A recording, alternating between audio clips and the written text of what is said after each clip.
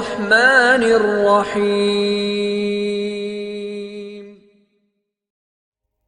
حاتم طائی کا شمار تاریخ کی ان عظیم شخصیات میں ہوتا ہے جنہوں نے سخاوت اور فیاضی کی مثالیں قائم کی۔ ان کی سخاوت کے واقعات کو عرب دنیا میں بڑے احترام سے یاد کیا جاتا ہے۔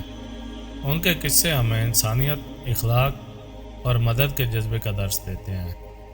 حضرت حاتم طائی کی سخاوت نے انہیں اسلامی تاریخ میں ایک نمایاں مقام عطا کیا۔ عربی اور اسلامی ثقافت میں ان کے قصے صدیوں سے زبانی و تحریری طور پر منتقل ہوتے آ رہے ہیں اور آج بھی ان کی مثالیں دی جاتی ہیں۔ حاتم طائی کی ابتدائی زندگی اور شخصیت۔ حاتم طائی کا تعلق یمن کے ایک قبیلے سے تھا جسے طائی قبیلہ کہا جاتا ہے۔ ان کا قبیلہ عرب دنیا میں اپنے اصولوں اور روایات کے حوالے سے جانا جاتا تھا۔ بچپن سے ہی ان میں دریا دلی اور سخاوت کا عنصر نمایاں تھا۔ کہا جاتا ہے کہ حاتم طائی کی والدہ نے انہیں بچپن سے ہی سخاوت کا درس دیا تھا، جس کی بدولت وہ ہمیشہ لوگوں کی مدد اور فلاح و بہبود کے بارے میں سوچتے رہتے تھے۔ ان کی شخصیت میں عاجزی اور انسانیت کا عنصر تھا، جس کی وجہ سے لوگ ان سے محبت اور احترام سے پیش آتے تھے۔ حاتم طائی کی سخاوت کے مشہور واقعات۔ حضرت حاتم طائی کی سخاوت کے بہت سے مشہور قصے ہیں جو آج بھی عرب اور اسلامی دنیا میں سنائے جاتے ہیں۔ ایک قصہ کچھ یوں ہے کہ ایک مرتبہ ایک مسافر ان کے دروازے پر آیا اور انہیں اپنی مشکلات کا ذکر کیا۔ حاتم طائی نے بغیر کوئی سوچے سمجھے اپنا قیمتی سامان اس مسافر کے حوالے کر دیا تاکہ وہ اپنی ضروریات پوری کر سکے۔ اس واقعے سے ہمیں ان کے دل میں موجود بے غرض سخاوت کا اندازہ ہوتا ہے۔ اسی طرح ایک اور قصہ بھی بہت مشہور ہے کہ ایک عورت کی شادی ہونے والی تھی اور اس کے پاس زیورات مکمل نہیں تھے۔ جب حاتم طائی کو اس بات کا علم ہوا تو انہوں نے اپنے پاس موجود تمام موتیوں کو اس خاتون کے حوالے کر دیا تاکہ اس کی شادی بغیر کسی کمی کے ہو سکے۔ ان کا یہ عمل ان کی بے لوث سخاوت کا ایک اور روشن پہلو ہے۔ حاتم طائی کی سخاوت کا اثر۔ حاتم طائی کی سخاوت کا اثر ان کی زندگی کے بعد بھی جاری رہا۔ ان کے قصے نسل در نسل منتقل ہوتے رہے اور آج بھی ان کی فیاضی کی مثالیں دی جاتی ہیں۔ عرب دنیا میں انہیں عزت و احترام کی نظر سے دیکھا جاتا ہے اور ان کے قصے نہ صرف لوگوں کی تفریح کا ذریعہ ہیں بلکہ ان میں سبق بھی پوشیدہ ہیں۔ ان کے کردار نے لوگوں کو یہ سکھایا کہ دولت اور مقام وقتی ہیں، لیکن لوگوں کے دلوں میں جگہ بنانے کے لیے فیاضی اور سخاوت سب سے زیادہ ضروری ہے۔ حاتم طائی کا فلسفہ سخاوت۔ حاتم طائی کا فلسفہ یہ تھا کہ انسان کی دولت اور مقام اس وقت تک بے معنی ہے جب تک وہ دوسروں کے لیے کام نہ آئے۔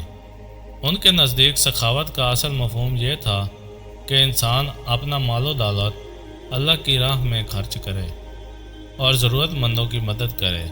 حاتم طائی کا یہ فلسفہ آج بھی قابل تقلید ہے اور ہمیں سکھاتا ہے کہ اصل خوشی دوسروں کے ساتھ اپنا مال بانٹنے میں ہے۔ اسلامی تعلیمات اور سخاوت۔ اسلام نے بھی سخاوت اور فیاضی کی بہت تاکید کی ہے۔ قرآن مجید میں اللہ تعالیٰ نے بار بار ہمیں ضرورت مندوں کی مدد کرنے اور اپنا مال اللہ کی راہ میں خرچ کرنے کا حکم دیا ہے۔ حضرت محمد صلی اللہ علیہ وآلہ وسلم نے فرمایا کہ وہ شخص بہتر ہے جو دوسروں کے لیے فائدہ مند ہو۔ حاتم طائی کا کردار اس بات کا عملی نمونہ تھا کہ کس طرح ایک مسلمان کو اپنی زندگی میں سخاوت اختیار کرنی چاہیے۔ ان کے کردار کو اسلامی تعلیمات کے مطابق سمجھا جا سکتا ہے اور ان سے بہت کچھ سیکھا جا سکتا ہے۔ حاتم طائی کی سخاوت کی مثالیں آج کے دور میں بھی ہمیں حضرت حاتم طائی کی مثالوں سے سبق لینا چاہیے۔ معاشرتی مسائل اور غربت کے پیش نظر ضرورت مند لوگوں کی مدد کرنا ہماری ذمہ داری ہے۔ حضرت حاتم طائی کی سخاوت کے قصے ہمیں اس بات کا احساس دلاتے ہیں کہ حقیقی خوشی مال و دولت جمع کرنے میں نہیں بلکہ اسے دوسروں کے ساتھ بانٹنے میں ہے۔ ان کی فیاضی اور سخاوت کی مثالیں ہمیں اس بات کی ترغیب دیتی ہیں کہ ہم بھی اپنی زندگی میں دوسروں کی مدد کریں اور اپنا مال اللہ کی راہ میں خرچ کریں۔ خلاصہ، حضرت حاتم طائی کی سخاوت کے قصے ہمیں یہ سکھاتے ہیں کہ فیاضی، محبت اور دوسروں کے لیے ایثار سب سے بہترین صفات ہیں۔ ان کا ہر واقعہ ہمیں یہ درس دیتا ہے کہ انسان کو دوسروں کی خوشی اور راحت کے لیے کام کرنا چاہیے۔ حاتم طائی نے اپنی زندگی میں جو اصول اپنائے وہ آج بھی ہمارے لیے ایک رہنما اصول کی حیثیت رکھتے ہیں۔ ان کی سخاوت کی مثالیں ہمیں اس بات کا احساس دلاتی ہیں کہ ہمیں بھی اپنے دلوں میں دوسروں کے لیے ہمدردی اور محبت پیدا کرنی چاہیے۔ حاتم طائی کی زندگی اور سخاوت کے قصے ہمارے لیے ایک قیمتی سبق ہیں کہ اصل خوشی دوسروں کو خوش دیکھنے میں ہے۔ ان کی شخصیت ہمیں دعوت دیتی ہے کہ ہم بھی ان کے نقش قدم پر چلتے ہوئے اپنی زندگی کو دوسروں کے لیے وقف کریں اور اللہ کی رضا کے لیے سخاوت کو اپنائیں۔ مزید اسلامی واقعات اور سبق آموز کہانیوں کے لیے ہمارے چینل علی وائس کو سبسکرائب کریں تاکہ آپ کو ایسی مزید کہانیاں سننے کا موقع ملے۔ شکریہ۔ تو دوستوں، اپنا بہت سارا خیال رکھیے گا، ملتے ہیں اگلی ویڈیو میں، تب تک کے لیے اللہ حافظ۔